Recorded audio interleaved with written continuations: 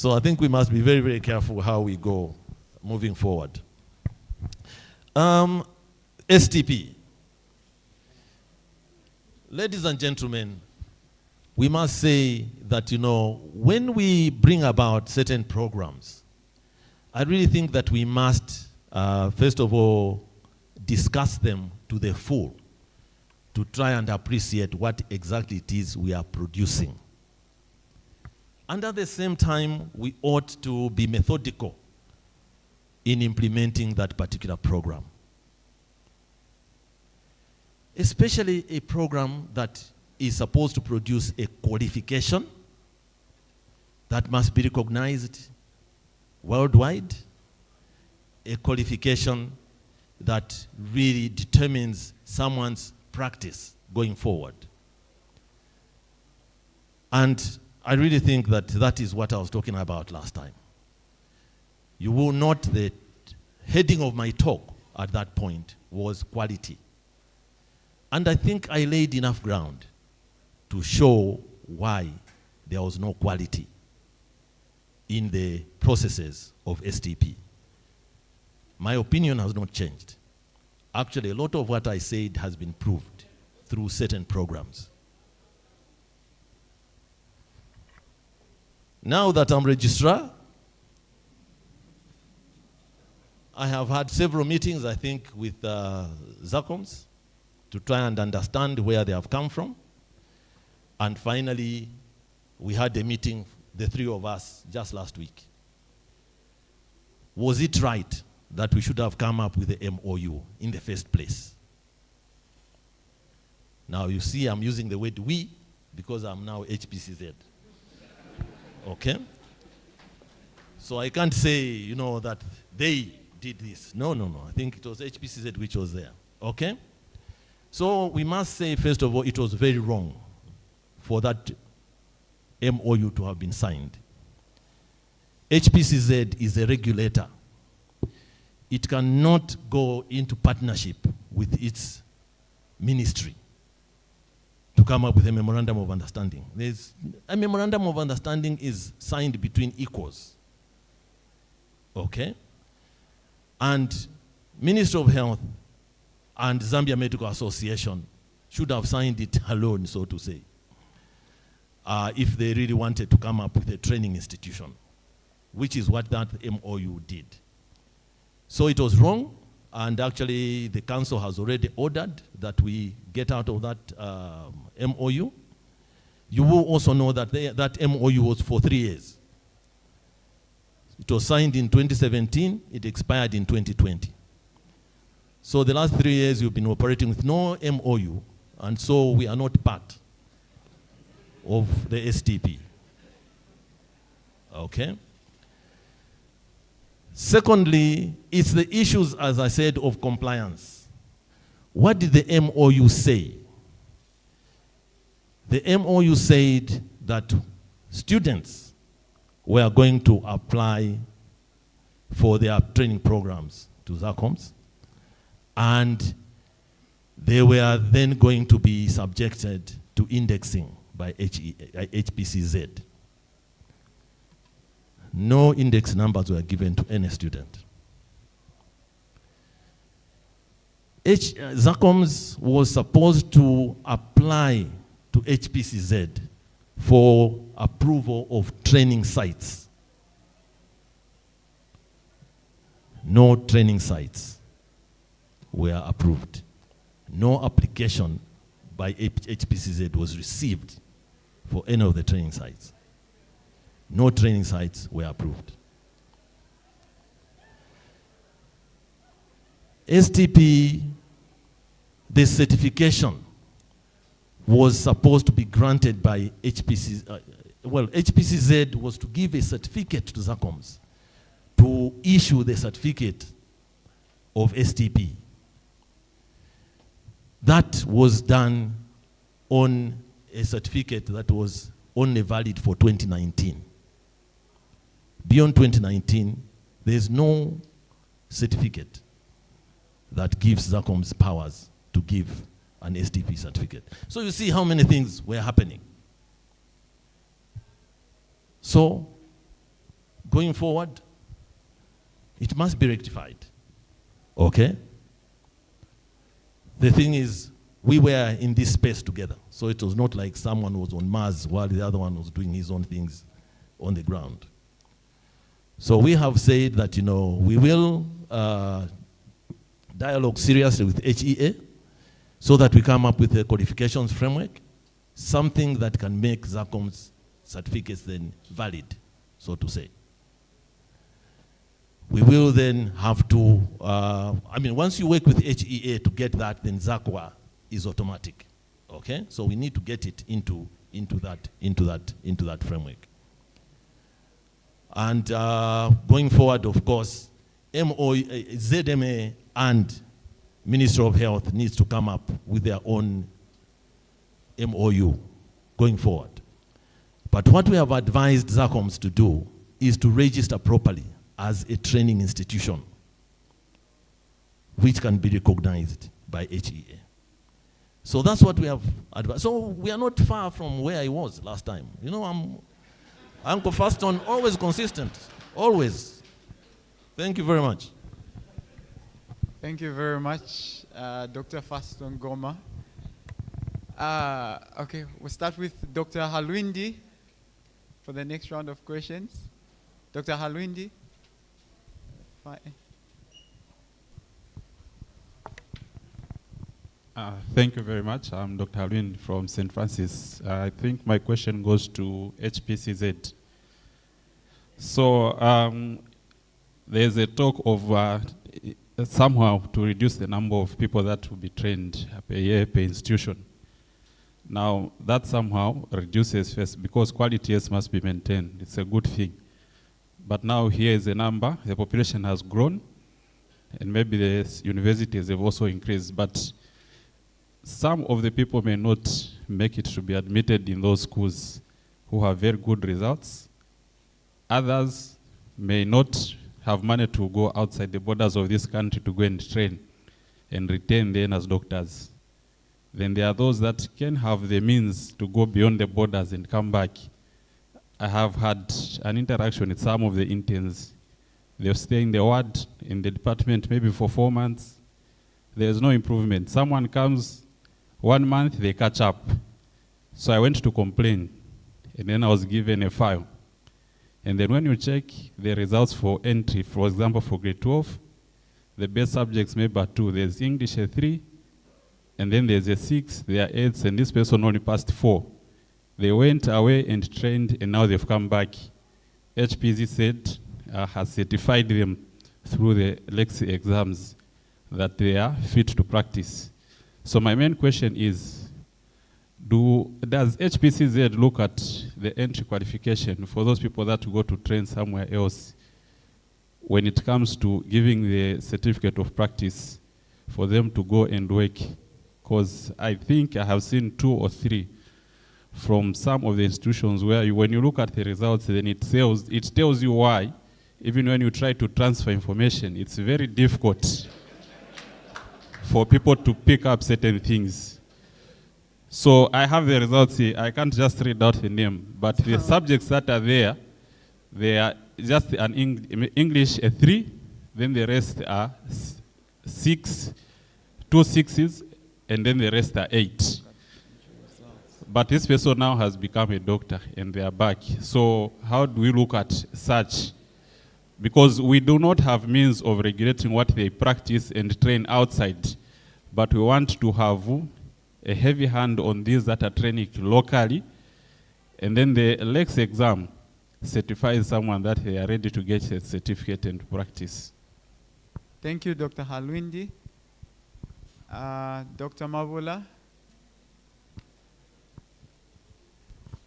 Hi, Dr. Mabula Wale, I'm known to you. I have a comment and also a question for Dr. Musari.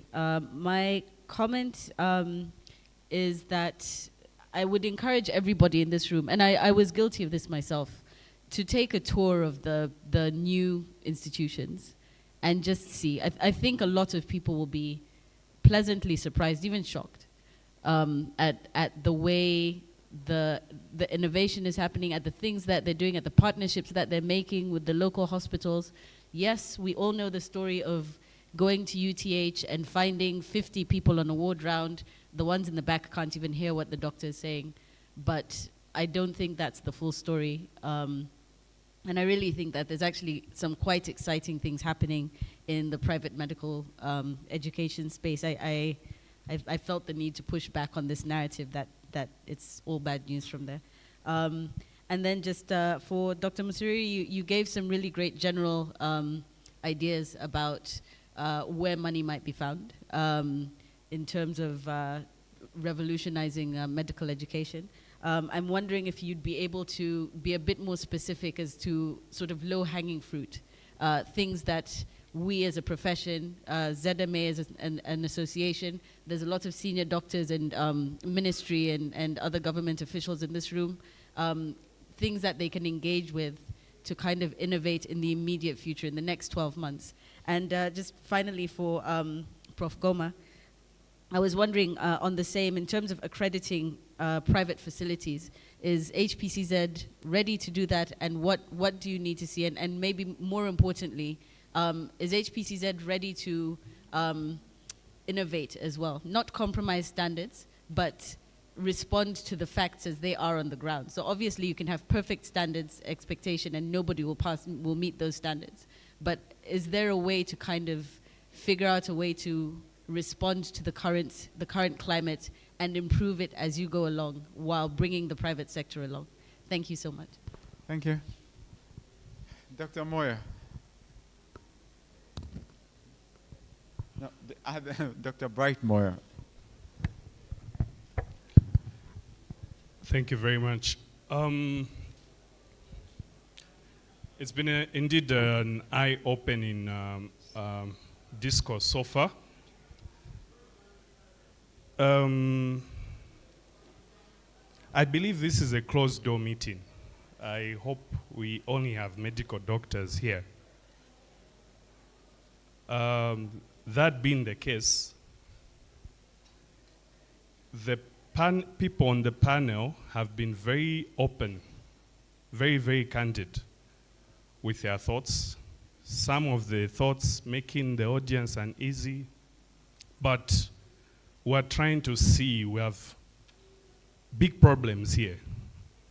Number one, we're all complaining about huge intakes of undergraduates, and we're worried about quality, which has translated to unemployment. And then those that get employed, it's translated to unsupervised internship. Sites that have no specialists, no nothing. Then we place our house officers there, our junior resident medical officers, to say, do your internship. And then we go to specialist training. The challenges have been highlighted. But I would like to disagree with Prof on one thing. I think the quality is there from where I stand. And when you look at some of the output from the STP program, they've been able to not just compete, but outcompete some of their peers in regional colleges. I'm talking about COSEXA, where you can do your STP, do your COSEXA 1 year, and get your fellowship, and you're recognized regionally. In the surgeons, among the surgeons, we've had very, very good candidates. EXACOF, the physicians, it's a similar picture. So I think I'm also standing from being in Zambia Medical Association. This was a good decision, and I commend everyone that attended the AGM that approved the resolution to establish the program. Does it need fine-tuning? Yes, and Prof highlighted that. Dr. Moyo, just summarize. Okay, I'll be summarizing. We have professors here. I've seen Prof. Wilbrod Mtale, I've seen Prof. Walika, Prof. Wowa, Prof. Sekerani Banda and Prof. Goma, Prof. Chiengi, there's a perception that we created these problems. Somewhere, somehow, there's perceptions that we have business interests in some of these schools. We've had career interests. People have had long journeys, served in very high positions. And then when problems arise and you've moved on, then you say, what is the profession doing? So I feel we sort of need to introspect so that for us who are coming behind, we can learn that when we are given power and we're in certain positions, we must make decisions that are beyond us. This may sound speculative, but I think even the previous speakers were trying to understand that. In closing, Prof. Sekerani Banda, sir, because you're on the panel, I think you are director training when the STP program was starting. We have graduates now. You are key to that process. We have graduates now. What was the plan of the ministry in terms of career progression? Because they are stuck. And then in terms of the huge numbers, the 2,000s that we are complaining of, which is at Levi Mwanawasa Medical University, which erroneously falls under the Ministry of Health, and you were key to starting. What was the ministry plan? I submit. Thank you. Okay, the first round, the second round with 3 sets of questions has gone, so you can ask your questions in the next round. So the first question, HPCZ, you can take it.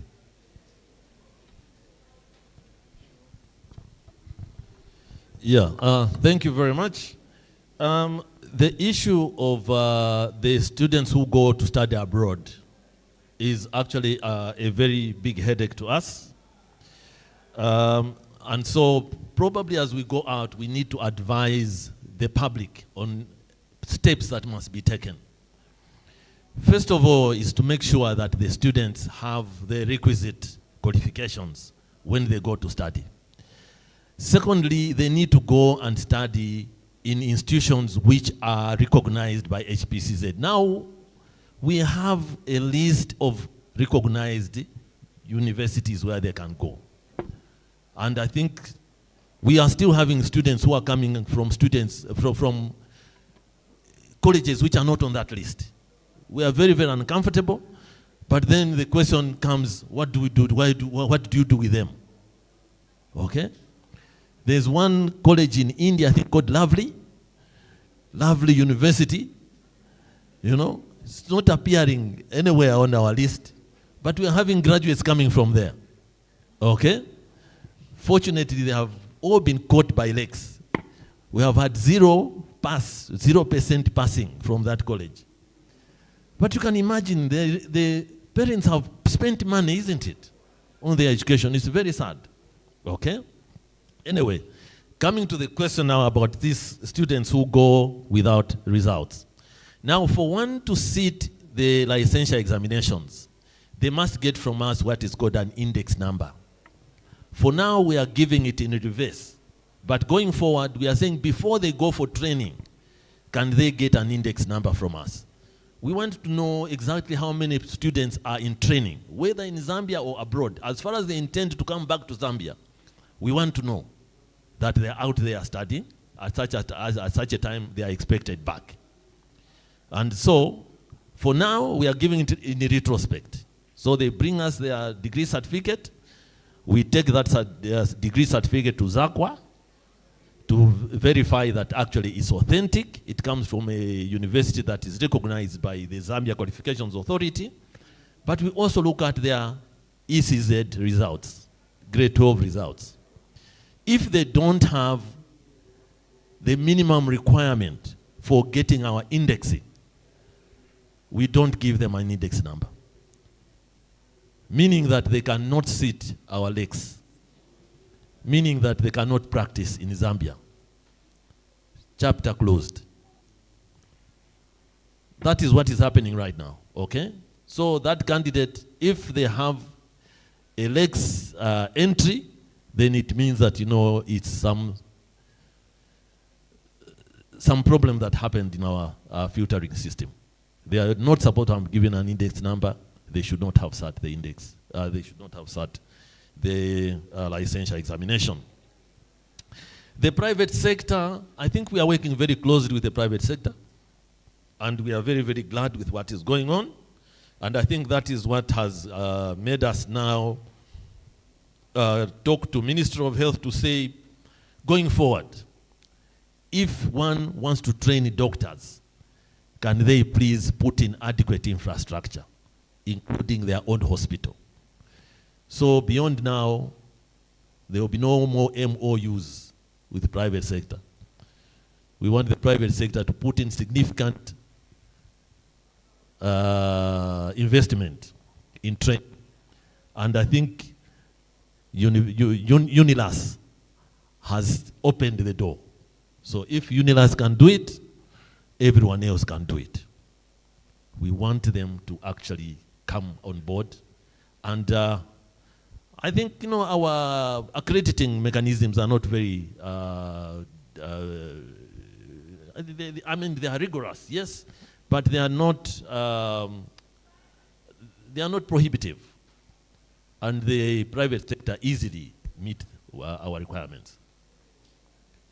What we are having a problem right now is the public sector, which is actually using power to overlook our status, so to say.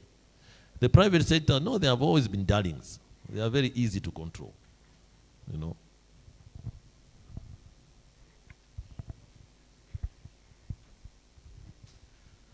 Good afternoon once again. Thank you very much, Bright, for bringing up the questions you have raised. Indeed, it gives an opportunity for people to explain. One of those of you who might have the opportunity to get close by may have heard this before. But there are some who are not as close, who just look at you at a distance and say, that man, he has now changed. No, not at all. Those of you who know me well and we have these discussions would have heard what I'm about to say closely. I've been fortunate that I have worked in the private sector academia, in the public sector academia, and in private and in public office. As a result, I think I have what I call multifocal lens.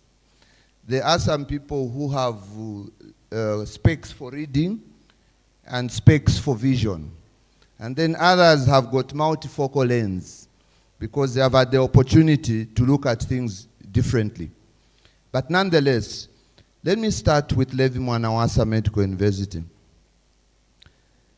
How many of you have been to Levi Mwanawasa Medical University? Physically visited the site?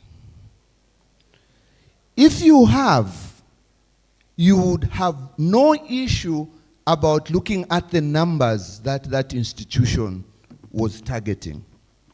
Levi Mwanawasa University was built for mass production.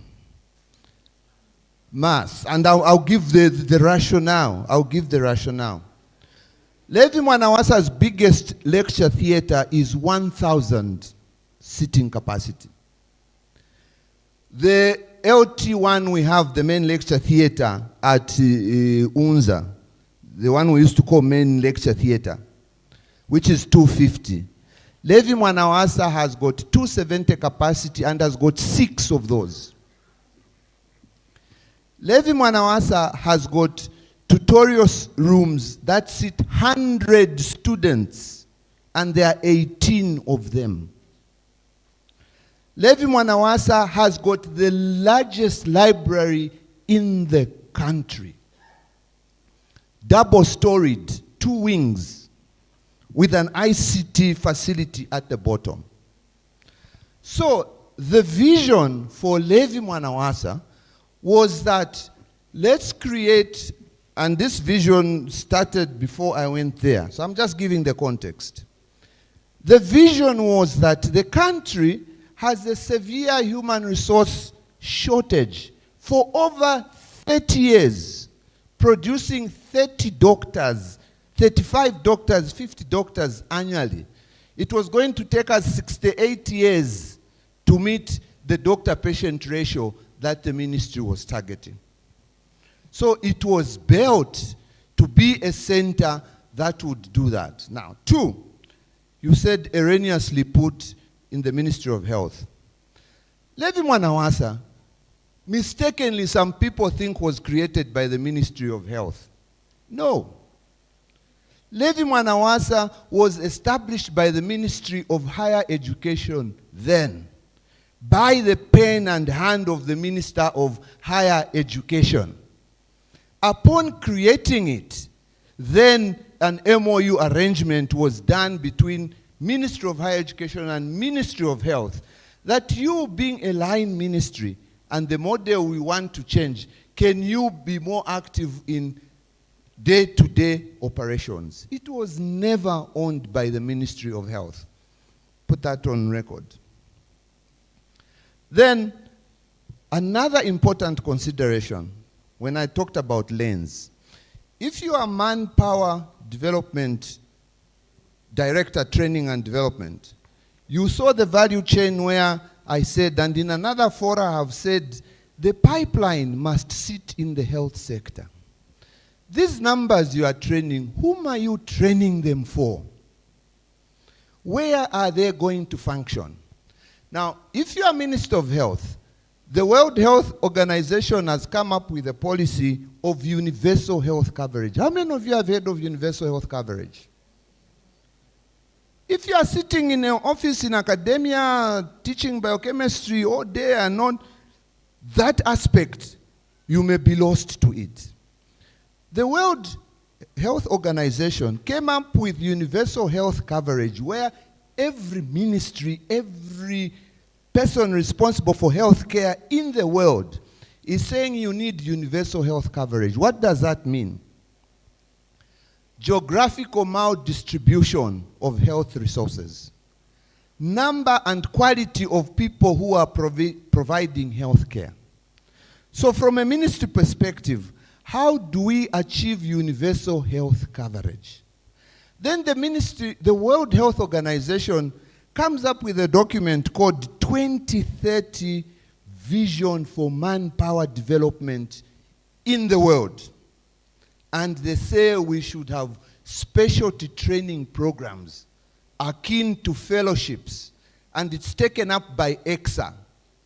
At policy level, people will sit and say, how do we domesticate this direction?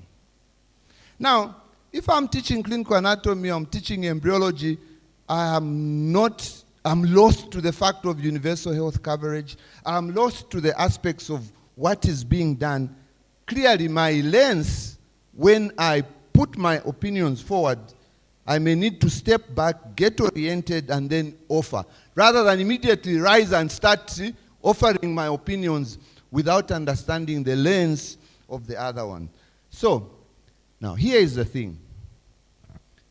How many doctors actually were teaching at the time in the university teaching hospital?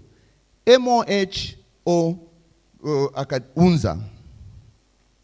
The majority of us, the units we went through, the people who anchor the services were medical doctors employed by the Ministry of Health. You've always known the history of UNZA and the Ministry of Health. How can we expand to get more doctors involved in teaching? Because if we increase these student intakes, we may need to increase the faculty. So look, here is a low-lying fruit. We have a lot of consultants who already teach anyway. When you go to UTH, Obs and Gynae, at one point there was only Professor Vualika, who was on secondment from the Ministry of Health. In many departments, in medicine, in surgery, they were anchored by consultants.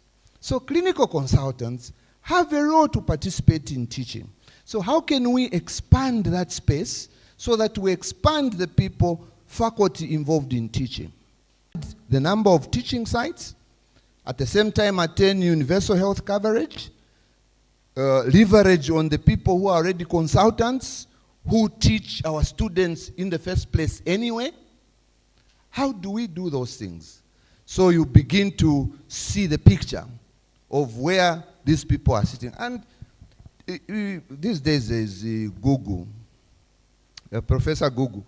Just type in universal health coverage. Type in 2030 World Health Vision for Human Resource Development. We are not an island. So this is where those things are coming. Now, if you have never had an opportunity to hear this side of the story, it may be lost on you. Now, coming to the STP, Zambia actually should be very proud that in the region, they were amongst the first that had courage to domesticate World Health Strategy recommendations and EXA courage recommendations. We are all victims of our experiences, where we begin to believe that what we went through is the gold standard. It is not. Uganda resisted this for very long. Professor Valika will bear you witness, is going to Tanzania this next weekend. Uganda has come on board for STP. Zimbabwe is way ahead in terms of college exams. So we have been a pathfinder. People who have completed STP are now taking scholarships at Harvard. People are going to the region. And sometimes you have a peak. The exam that is given to an M.Ed student is the same exam that's given to STPs. Some STPs have done better than M.Ed. Some M.Ed have done better than STP. So we should not be quick to make those conclusions. So it is that perspective of the lens with which you use. Now I'll tell you, Bright, for a long time, and I never responded to this, a lot of people went around saying that Seke is trying to kill UNZA. Really? How can Seke try to kill UNZA? UNZA, because the Ministry of Health had a high debt burden, the Ministry of Health was the one that was responsible for sponsoring students to the M.Ed program. EXA and World Health have come up with this alternative, and the Ministry of Health has to make a decision on how they are going to fund. It was never a competition that this should die. It would be illogical. You saw the triple helix of how people proceed. It is a space we can share. There's no one takes it all, then the other must not have it. And I've always said that an individual cannot be responsible for the strategy of the institution. All affected stakeholders are supposed to step back and say, okay, the space has changed. How do we orient ourselves? How do we move forward? Surprise, surprise. The same person who was trying to kill UNZA is now back at UNZA. Really? So those are perspectives which, until you have had the opportunity to discuss them or hear from someone, you may go away with a view which you just keep to yourself at a distance. That man. When in fact the reality is different. Thank you very much. Dr. Mzariri. Thanks, Dr. Chilesh, for that question. So I think your question was centering around the many proposals. Which one would be the low-hanging fruit in a sense? I do think because of the structure of our economy and country, I mean our markets, especially the private markets, are not that huge. Inevitably, government's role is going to be inevitable. For me, I think the lowest hanging fruit is looking at NEMA. That's my personal opinion, but I think it's something that as stakeholders, as professionals in different streams, we can deliberate on. Some interesting statistics. We are currently at 20 million as a country, growing at 4% per annum. In the lifetime of our children, Zambia is going to hit 80 million population. That's in the lifetime of our children.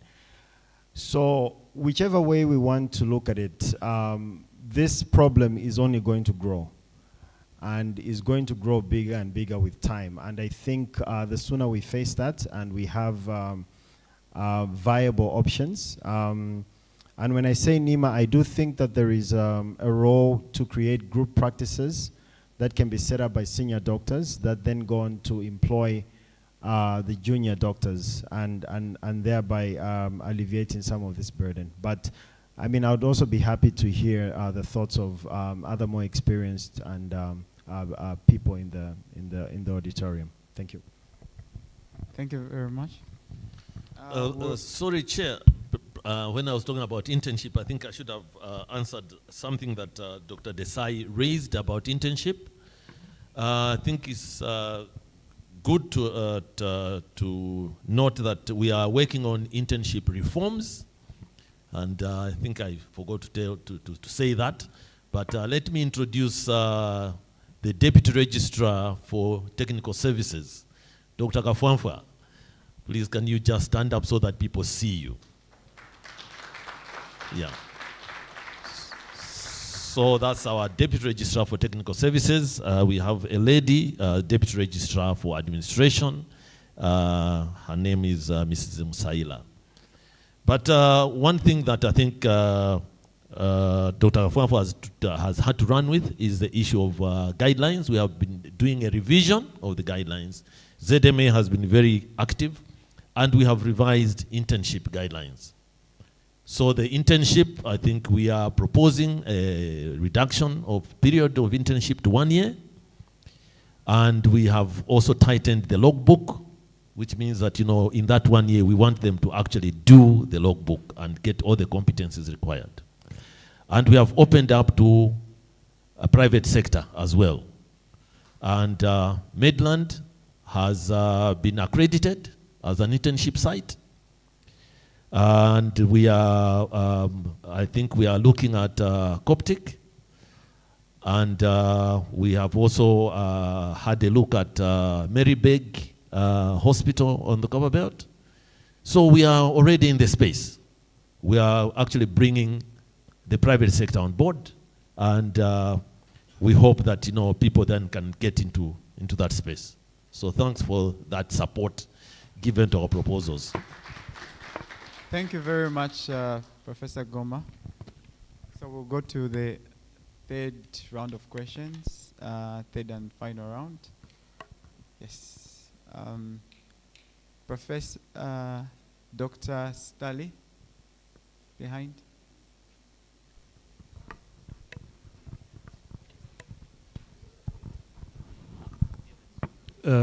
Thank you, Chair. Thank you, Professor Banda. I think your last comment on this forum has really shed a lot of light in terms of the way people are discussing certain matters. It's very unfortunate to listen to Professor Goma speak about STP because really everything he's given this House is based on personal opinion. He's referenced a meeting to do with HPCZ, ZMA, and ZACOMS. A meeting at which the MOU was never discussed. So that those things that is mentioned are things that were never tabled at that meeting. So the only explanation would be that those are indeed his own opinion, or maybe they're unilateral, coming from the position of HPCZ. I'll give this House some background. He's mentioned issues to do with index numbers. There's no postgraduate training in this country that has their students indexed. So it cannot be a fault that STP students are not indexed. He's mentioned about approval of training programs.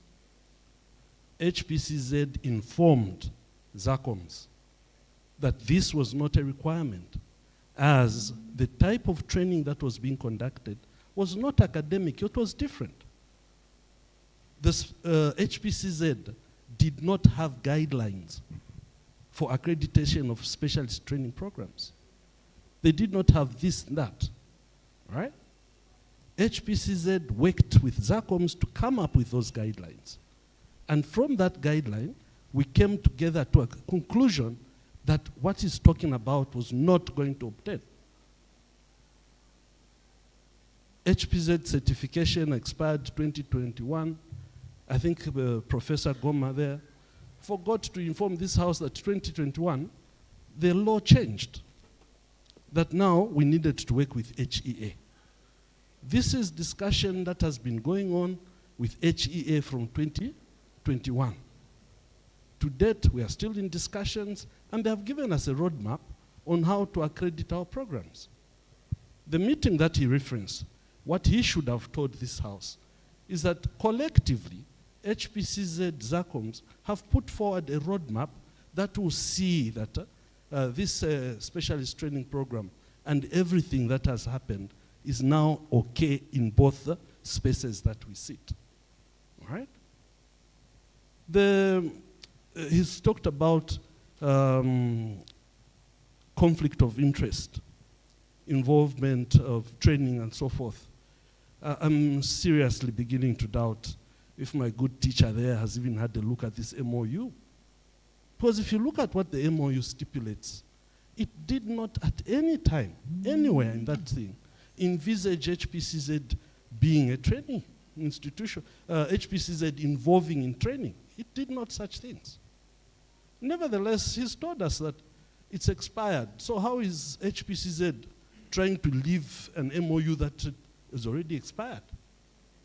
I think the only conflict of interest in this scenario is a situation where their chief executive officer is carrying the title of professor for a given university. I think that is a conflict of interest that HPCZ should be looking at, not what is giving this House. I really hope that as a profession, we tend to, we stop to look at these things on personal matters. Yes. These are issues to do with our profession, to do with our country. And I think there should be no room for me to move with my personal opinion from one space to the other. Prior to this point, sorry, Chair. ZMA, ZACOMs and HPCZ have existed without any conflict. It should not matter who the registrar is. Thank you. Okay, thank you. Okay. So because this is the last round, and that was more of a contribution than a question, we'll take 5 questions. So next question, at least, sir. Hugh. Yes, sir. Good evening. My name is Dr. Nawa Mkumbuta. As somebody who is involved in the training of our medical professions, I see a lot of our children, young people being trained, but not getting employed. I'm just wondering, what plans do we have to be able to absorb the people that we are training? I've heard how systems are being in place to be able to train good quality. Okay, even if we were to get those good quality, where are we going to absorb them? Right now we have over 1,000 doctors. Okay, and when you put other medical, other health practitioners, okay, there's a time bomb, and are we just going to continue training? Like cooking food that we know there are no people that are going to eat it. Thank you. Okay, Dr. Kaoma.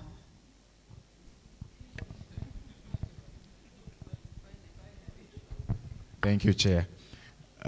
Good afternoon to the House. I recognize the presence of senior members of the profession, and Chair, I would like to direct my question to Dr. Desai. I want to say that I'll hold you at gunpoint as well, since earlier you mentioned that you were at gunpoint. I believe this discussion really is trying to look at resolving the human resource crisis for health, as well as increasing or improving the standards of training. Now, particularly looking at the human resource for health, I wanted to hear from you, off the cuff, what you think the reforms that you are talking about, what reforms do you think should be made or by the government to make the environment more favorable for the private sector to take on interns? Because we are looking at decentralizing and increasing the internship sites. That's public sector included. And Professor Goma has correctly highlighted here that that expansion has already been taken into consideration. So what are some of those proposals that the private sector practitioners would like to see as part of the reforms? The second question goes to Professor Goma. It borders on regulation. You correctly said that the regulation of training has been moved to HEA. Now, as a council, and I'm aware you're looking at the amendment act of the HPCZ Act, how do you propose, or what do you see as some of the signages that we can leverage on between HPCZ as well as HEA to ensure that the actual delivery of training in these training sites is delivered according to standard? I know we have the consortium of medical universities, and how can they participate in that process, ZMA included? Thank you. Thank you. Prof. Dr. Moy.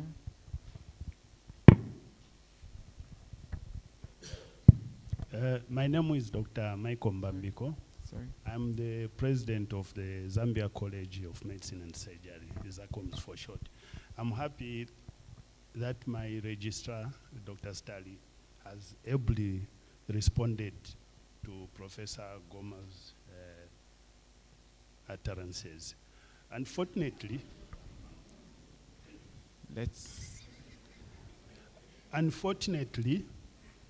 this is not starting now. Let's remain very respectful. Okay, what Professor Goma was saying mostly was untrue.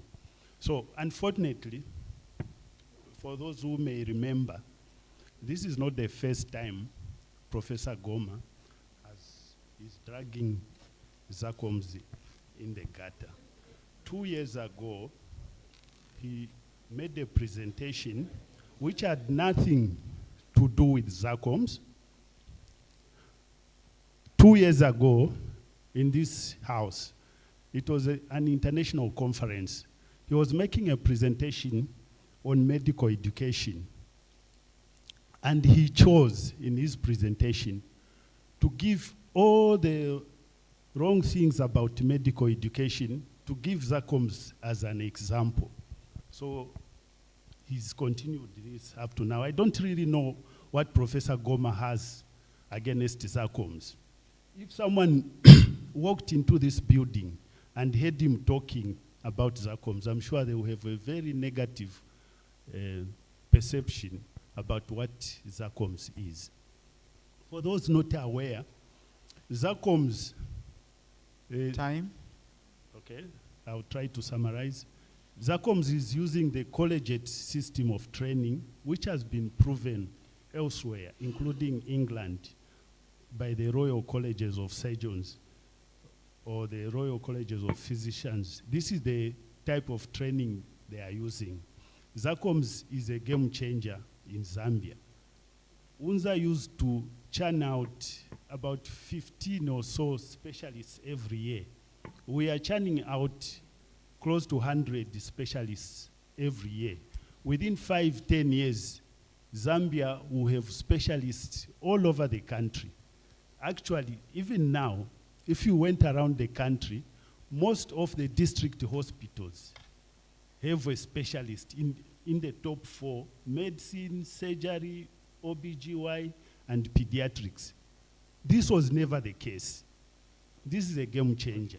Time is up, sir. Yes. So let's appreciate what we have. ZACOMS is here to stay. Okay. Thank you. Thank you. Okay. So, the doctor there, he's had his hand up for a long time. Thank you very much. I'm Dr. Ruipa Puma. I want to contribute also in relation to STP.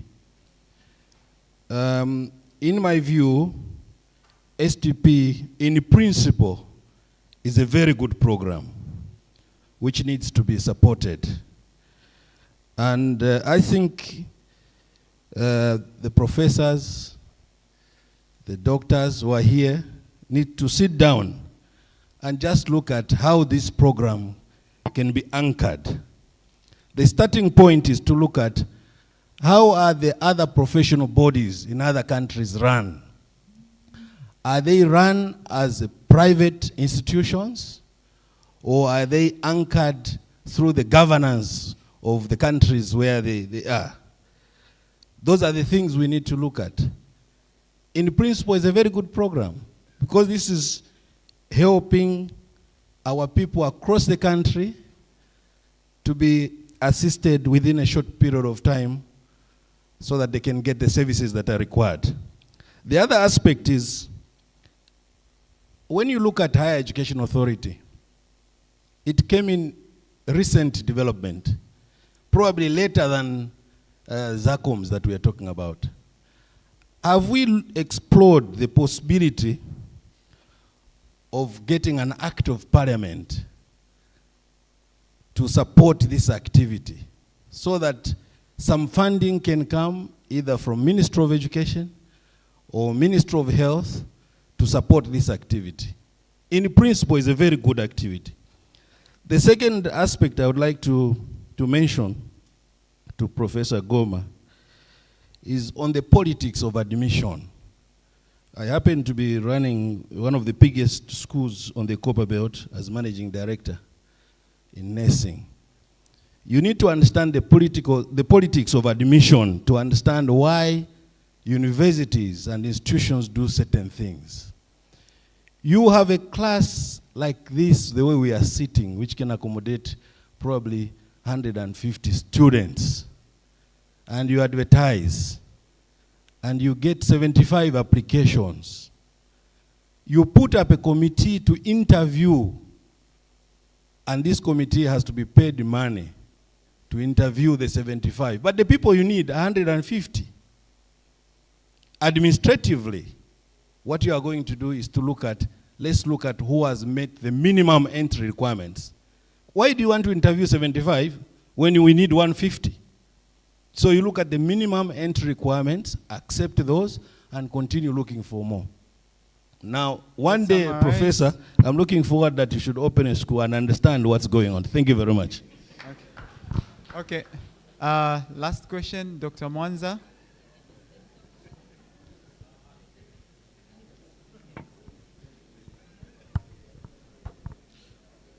Good evening, or is it good afternoon?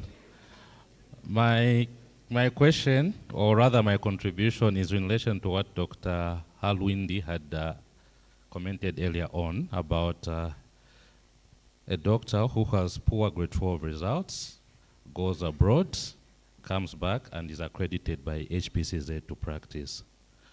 Remember that the Higher Education and Scholarship Board announces scholarships for students to study abroad, either Algeria, Russia, or China. It's not everyone who goes abroad who has poor grade 12 results.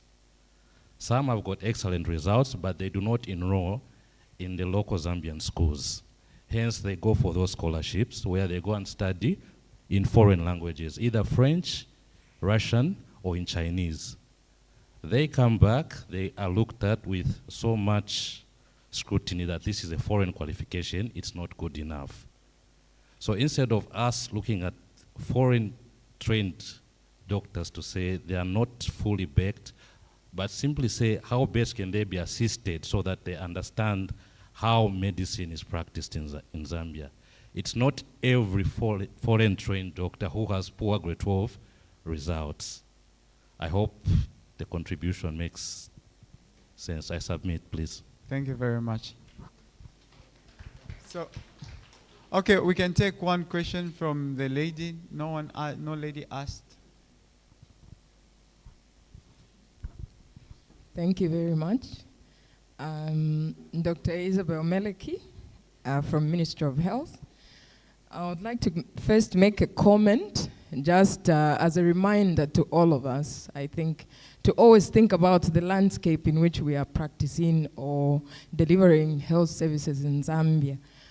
I would like to just highlight a point that was alluded to by Professor Sekelan Banda, that in fact, according to the strategic plan, the previous plan, and the current plan, 2022 to 2026, in fact, the Ministry of Health is using the vehicle of primary health care to achieve universal health coverage. So it's predominantly primary health care. And we have seen one presentation here that there's a possibility of even rolling out Pen Plus to most of the facilities in the years to come. What that means is that most of the health services that needed doctors, they are going to be offered by lower cadres. And government is aligned to that agenda, including the partners. So you have a lot of colleges, or a few colleges which are supported by government. We have MCHATs, we have Ndola somewhere, training health promoters at very low level, public health nurses. We have a lot of these cadres who will be even more needed on the HR pyramid for Ministry of Health. So as we look at the human resource for health pyramid for Ministry of Health, you will see that the need for doctors, our slate or our step will begin to rise, meaning the need will become narrower and narrower as we go up.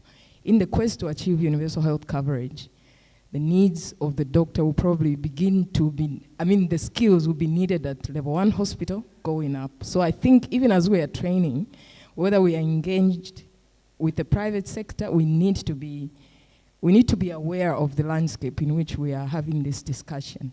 That this is what's happening with the policymakers and their partners. They are moving towards that direction. So the other fact is that government is the primary employer. And even as we are employing these private public partnerships, we know at the back of our minds that the government of this Republic of Zambia is a primary employer of health workers, the majority of health workers. Kindly summarize. Okay, and so the question I have for HPCZ as they engage the private sector, what are the implications of private internship? Is there a cost on the prospective intern? And if there's a cost, look at the prospective interns that you have. Will they be able to afford that cost? Predominantly, most of our students, we know the backgrounds where they are coming from, and they are waiting for government employment. And we have this crisis, and we need to find a solution. Devolution of functions from Ministry of Health to local government also entail that predominantly it's primary health care skills that will be advanced. Again, you need to be mindful of that fact. So I have a lot to say, but I think let us just be mindful of the landscape in which we are having these discussions. Thank you. Thank you very much, madam. So I hope we remember. Yes, you can start, sir. It's not going through. You can have this one.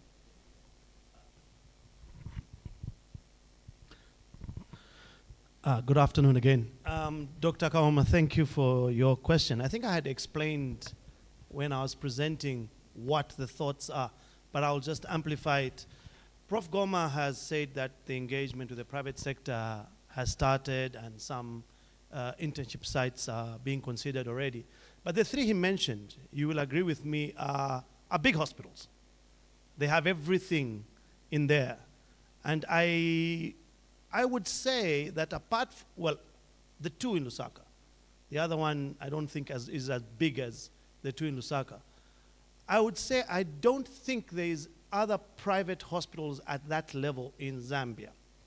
So my thinking is a bit different, extremely different actually, is if a group of private hospitals can be put together. And interns go and do internal medicine here because the facilities for internal medicine are better there. They spend 6 months there, then they go to another hospital that probably does surgery and do 6 months there, or they're saying 1 year now. So 3. That's my thinking. So when you say what needs to be put in place in policy, I use the words of my colleague there, let's understand the landscape that we are in. We have so many Zambians who need to get employment. There are spaces where they can go into, but let's not be rigid. I use that word. If we are going to be rigid, it's going to be very difficult.